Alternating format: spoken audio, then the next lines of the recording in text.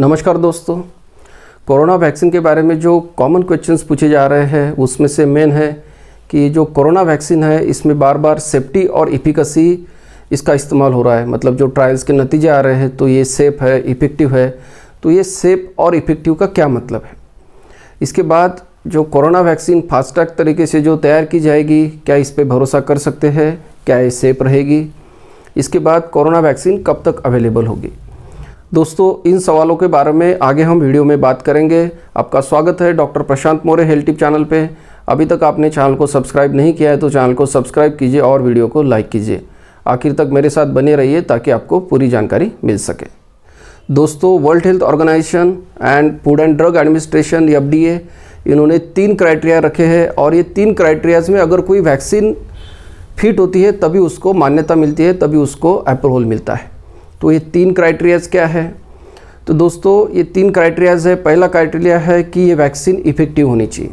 मतलब जिन लोगों को ये वैक्सीन मिली है उनको पर्टिकुलर बीमारी से, पर्टिकुलर डिसीज से प्रोटेक्शन मिलना चाहिए। दूसरा, ये एडिक्वेट ड्यूरेशन के लिए होना चाहिए। मतलब ये कम से कम 6 महीने तो भी इसने काम करना चाहिए।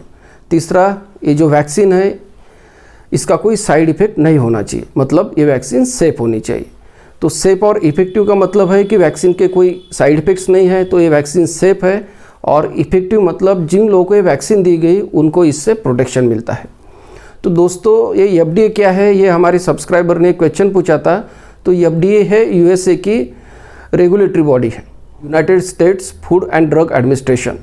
तो दोस्तों, ये FDA क्या करती है, जो ड्रग्स है, वैक्सीन्स है, इसका डाटा एनालाइज करती है और इसके बाद इसको अप्रूव करती है। अगर उनको लगा कि वैक्सीन सेफ़ है, इफ़ेक्टिव है, इसके कोई साइड इफ़ेक्ट नहीं है तो इसके बाद ही उसको परमिशन मिलती है, अप्रूवल मिलता है। तो दुनिया भर में जो FDA के रिकमेंडेशंस है इसको माना जाता है, फॉलो किया जाता है।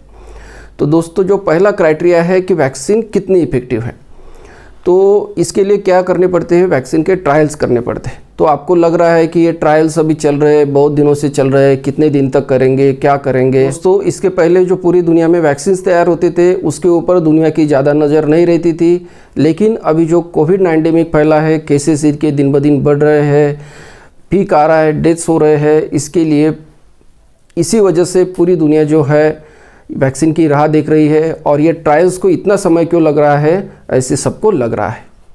तो दोस्तों, कम से कम समय में जो वैक्सीन आई थी उसको 4 साल लगे थे। अभी जो कोविड-19 है ये फास्ट ट्रैक तरीके से इसकी वैक्सीन बनाई जा रही है। इसकी वजह से इसके 9 वैक्सीन कैंडिडेट्स से फेज़ 3 में पहुंच चुके हैं। तो फेज़ 3 में क्या किया जाता है, जो वॉलंटियर्स है, समझो इसमें 30,000 वॉलंटियर्स ले, तो उसमें से 15,000 लोगों को प्लेसिबो दिया जाएगा। मतलब ये सलाइन का इंजेक्शन रहता है और दूसरे 15,000 लोगों को वैक्सीन दी जाएगी। और इन लोगों को फॉलो किया जाएगा कि जिन लोगों को वैक्सीन मिली है उनमें से कितने लोगों को कोरोना इन्फेक्शन होता है, अगर होता है तो क्या है, सीरियस होता है या माइल्ड होता है। और दूसरा, जिन लोगों को वैक्सीन नहीं मिली है उनमें से कितने लोगों को होता है। अगर जिनको वैक्सीन नहीं मिली उनमें कोविड-19 के केसेस मिले और जिनको वैक्सीन मिली है उनमें केसेस नहीं मिले तो इसका मतलब है कि ये वैक्सीन इफ़ेक्टिव है। तो इसके लिए ज़रूरी रहता है कि उस एरिया में कोविड-19 का इन्फेक्शन चल रहा होना चाहिए। अभी चाइना में ये इन्फेक्शन कंट्रोल में है, इसकी वजह से चाइना अपने यहाँ ये फेज़ 3 ट्रायल्स नहीं कर पा रहा है। इसकी वजह से चाइना अपने ट्रायल्स ब्राज़ील और EU में कर रहा है। तो दोस्तों, फेज़ 3 ट्रायल से लगभग 2 साल तक चलते हैं। लेकिन अभी जो कोविड-19 वैक्सीन की ज़रूरत है, इमरजेंसी तौर पर है, तो ये जो ट्रायल्स है इसको शॉर्ट किया जा रहा है। और इसमें देखा जा रहा है कि अगर अर्ली फेज़ 3 के नतीजों में ऐसा दिखता है कि ये वैक्सीन इफ़ेक्टिव है और इफ़िकेस है, कम से कम ये वैक्सीन 50% इफ़ेक्टिव होनी चाहिए। जो USA के infectious disease expert Dhoni Fauci ये US गवर्नमेंट को भी एडवाइस देते हैं। तो उन्होंने कहा है कि हमें ऐसी वैक्सीन चाहिए उसकी इफ़िकेसी कम से कम 50% हो। ज़्यादा इफ़िकेसी रही तो अच्छा ही है, लेकिन अगर मास वैक्सीनेशन करना है तो कम से कम 50% इफ़िकेशियस वैक्सीन रहेगी, तभी हम इस पेंडेमिक को रोक सकते हैं। दोस्तों, वैक्सीन देने का एक फ़ायदा ये होता है कि पहला तो इन्फेक्शन नहीं होगा और दूसरा, इन्फेक्शन होने के बाद वो कितना सीवियर है या माइल्ड है ये भी देखा जाएगा। तो अभी जो ज़रूरत है कम से कम 50% इफ़ेक्टिव वैक्सीन की ज़रूरत है, मतलब जो लोगों को इन्फेक्शन से बचा सके। दोस्तों जो दूसरा पॉइंट है कि ये वैक्सीन कितने समय तक, कितने टाइम तक प्रोटेक्शन देगी। तो वैक्सीन देने के बाद, जैसे मीज़ल्स की वैक्सीन है, एक बार लेने के बाद पूरी ज़िंदगी भर ये दोबारा लेने की ज़रूरत नहीं रहती है। इन्फ्लुएंजा की वैक्सीन है, ये 1 साल तक प्रोटेक्शन देती है, 1 साल बाद हमें इसका बूस्टर डोज लेना पड़ता है। तो कोविड-19 की वैक्सीन में कम से कम अगर 6 महीना ये प्रोटेक्शन देती है तो भी उसको अप्रूवल मिल जाएगा। दोस्तों इसके लिए एक्चुअली वेट करना पड़ेगा, लेकिन अगर ये रेगुलेटरी बॉडीज़ को लगता है कि वैक्सीन के ज़्यादा साइड इफ़ेक्ट नहीं है, इफ़ेक्टिव है, तो इसको अप्रूवल मिल सकता है। और बाद में वैक्सीनेशन शुरू होने के बाद भी पोस्ट वैक्सीनेशन सर्विलेंस किया जाएगा, इसकी मॉनिटरिंग की जाएगी।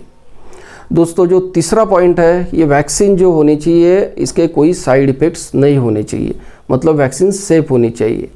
तो फेज़ 1 और फेज़ 2 में क्या देखा जाता है कि वैक्सीन सेफ़ है, इससे एंटीबॉडीज़ बन रहे हैं। फेज़ 1 जो रहता है मेनली इसके कोई साइड इफ़ेक्ट्स है क्या, ये देखने के लिए होता है।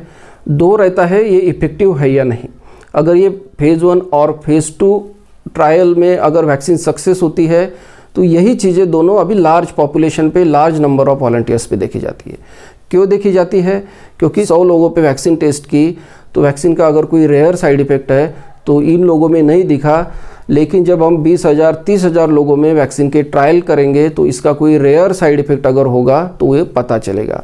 इसलिए फेज़ 3 की जाती है कि ज़्यादा लोगों में हमें पता चले कि ये वैक्सीन सेफ़ है। अभी 15,000 लोगों को वैक्सीन मिली, उनको किसी को कुछ साइड इफ़ेक्ट नहीं हुआ, इसका डाटा सेफ है, तो इसके बाद ही ये वैक्सीन को अप्रूवल मिलता है। अभी दोस्तों दूसरा क्वेश्चन है कि अगर वैक्सीन को फास्ट ट्रैक तरीके से अप्रूवल दिया तो ये ठीक होगी, ये सेफ होगी। ये है रशिया ने अपनी जो वैक्सीन है स्पुतनिक 5, इसको फास्ट ट्रैक अप्रूवल दिया है। इन्होंने फेज़ 1 और फेज़ 2 के नतीजे के बाद ही अप्रूवल दिया है। तो दोस्तों जो वेस्टर्न मीडिया है और कुछ लोग जो है रशिया को ब्लेम कर रहे हैं कि इन्होंने बहुत जल्दी की है यह अप्रूवल देने के लिए, इसकी इफ़ेक्टिवनेस नहीं देखी है उन्होंने, इसके side effect profile large population पे स्टडी नहीं किए हैं। तो दोस्तों रशिया ने जल्दी की है वैक्सीन मार्केट में लाने के लिए, ये बात सही है, लेकिन रशिया को एकदम गलत भी नहीं ठहराया जा सकता। उनको फेज़ 2 और फेज़ 2 के नतीजे ठीक लगे होंगे और साथ में अभी उन्होंने फेज़ 3 के ट्रायल्स भी शुरू किए हैं और इसके साथ साथ उन्होंने मॉस्को में वैक्सीनेशन शुरू किया है। तो पोस्ट वैक्सीनेशन सर्विलेंस भी वो अभी कर रहे होंगे। तो दोस्तों ऐसा कह रहे हैं कि जैसे दुनिया में पहला सैटेलाइट रशिया ने लॉन्च किया था स्पुतनिक 5, तो रशिया ने दुनिया में अपनी धाक जमाने के लिए ये वैक्सीन जल्दी अप्रूव की इमरजेंसी में। तो सिर्फ ये रीज़न नहीं हो सकता कि पॉलिटिकल गेन के लिए रशिया ने वैक्सीन लॉन्च की, क्योंकि रशिया ने ये रिस्क इसलिए भी ली होगी कि रशिया में केसेस ज़्यादा बढ़ रहे हैं और उनको लगा होगा कि ये फेज़ 1 और फेज़ 2 में इसके नतीजे ठीक है और उन्होंने अभी मॉस्को में वैक्सीनेशन भी शुरू किया है। तो दोस्तों इनका सर्विलेंस चल रहा है। अगर वैक्सीन के कोई साइड इफ़ेक्ट्स नहीं आते हैं तो रशिया जल्दी अपनी पॉपुलेशन को वैक्सीनेट कर लेगा। अगर उसको लगता है कि कुछ साइड इफ़ेक्ट्स आ रहे हैं तो रशिया वैक्सीन को विड्रॉ कभी भी कर सकता है। दूसरी बात दोस्तों, रशिया ने साथ साथ में 30,000 लोगों पे भी इसके ट्रायल शुरू किए हैं। इसके बाद चाइना में लगभग 3 वैक्सीन जो है इनको अप्रूवल मिला है। 1 जून महीने से मिलिट्री को ये वैक्सीन दी जा रही है। दोस्तों जुलाई महीने से चाइना में जो हेल्थ केयर वर्कर्स है, जो वल्नरेबल लोग हैं, जिनको कोमॉर्बिडिटीज़ है, उनको ये वैक्सीन दी जा रही है। दोस्तों इसके अलावा जो फाइज़र एंड बायोटेक की वैक्सीन है, उन्होंने कहा है कि अक्टूबर महीने तक उनके फेज़ 3 का अर्ली डाटा, मतलब प्रिलिमिनरी डाटा आ जाएगा। तो इसमें ये ठीक रहा तो इसको इमरजेंसी अप्रूवल मिल सकता है। इसको इस कंडीशन पे अप्रूवल मिल सकता है कि वैक्सीनेशन देने के बाद इनको सर्विलेंस करना है, जिन लोगों को वैक्सीन मिली है उनको मॉनिटर करना है। इसके बाद दोस्तों जो इंडिया की वैक्सीन है कोवैक्सीन और ज़ायकोवी, ये अभी फेज़ 2 में है। अगर हम कोवैक्सीन की बात करें तो इनएक्टिवेटेड वैक्सीन है।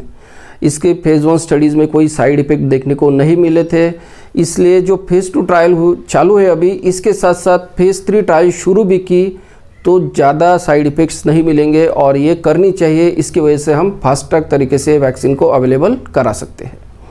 दोस्तों इसके बाद जैसे एस्ट्राजेनेका ऑक्सफोर्ड की जो वैक्सीन थी, इसमें जो 2 पेशेंट्स थे उनमें साइड इफ़ेक्ट्स देखने को मिले। एक पेशेंट को अभी ट्रांसवर्स माइलाइटिस देखने को मिला और एक जुलाई में मल्टीपल स्क्लेरोसिस मिला। तो ये दोनों इवेंट्स क्या वैक्सीन से रिलेटेड है, इसके अभी जांच चल रही है। लेकिन कंपनी के CEO उन्होंने कहा है कि ये जो वैक्सीन है, जो डेडलाइन उन्होंने दी थी दिसंबर तक ये मार्केट में अवेलेबल होगी। इसके बाद जो मॉडर्ना की वैक्सीन है, ये भी अपने एंड स्टेज क्लिनिकल ट्रायल्स में है और इस वैक्सीन को भी इमरजेंसी अप्रूवल मिलने के आसार हैं। तो इन सब डेवलपमेंट्स में हम नज़र डालेंगे तो ऐसे लगता है कि इस साल के अंत तक वैक्सीन अवेलेबल होगी। दोस्तों, कोई भी वैक्सीन अवेलेबल होगी, इसके बाद मेनली 3 चैलेंजेस रहेंगे। पहला रहेगा उसका लार्ज स्केल प्रोडक्शन करना, मैन्युफैक्चरिंग करना। दूसरा रहेगा इसको डिस्ट्रीब्यूट करना। और तीसरा जो एक्सेसरीज़ लगती है जैसे सिरंजेस, वायल्स, ये चीज़ें तैयार करना। तो इसकी तैयारी अभी से शुरू हो गई है। और जो डिस्ट्रीब्यूशन करना पड़ता है वैक्सीन का, उसके लिए कोल्ड स्टोरेज फैसिलिटीज़ लगती है, उसकी भी तैयारी काफ़ी देशों ने अभी से शुरू कर दी है। जो IATA है, इंटरनेशनल एयरपोर्ट ट्रांसपोर्ट ऑर्गेनाइजेशन, इन्होंने भी अपने जो कार्गो एरोप्लेन्स है उसको तैयार करना शुरू किया है, क्योंकि इनमें इनको टेम्परेचर मेंटेन करना पड़ेगा, कोल्ड स्टोरेज फैसिलिटी तैयार करनी पड़ेगी और इसके लिए कम से कम 6000 एरोप्लेन्स की ज़रूरत पड़ेगी अगर वैक्सीन को दुनिया के कोने कोने तक पहुंचाना है। तो उन्होंने उसकी तैयारी अभी से शुरू की है। तो दोस्तों, हम आशा करते हैं कि इस साल के अंत तक अच्छे वैक्सीन अवेलेबल हो और इसका मास वैक्सीनेशन करके ये जो पैंडेमिक फैला है इससे कंट्रोल किया जा सके। दोस्तों, इसके अलावा आपके मन में कुछ शंका या सवाल है तो आप नीचे कमेंट बॉक्स में पूछ सकते हैं। धन्यवाद। अगर आपने यह वीडियो यहाँ तक देखा है तो वीडियो को लाइक और शेयर कीजिए ताकि मुझे और ऐसे वीडियोस बनाने के लिए मोटिवेशन मिलता रहे। और चैनल डॉक्टर मोरेज हेल्थ टिप्स को सब्सक्राइब कीजिए। वीडियो को शेयर कीजिए और बेल आइकॉन पर क्लिक करके ऑल पे सेट करना ना भूलें। धन्यवाद।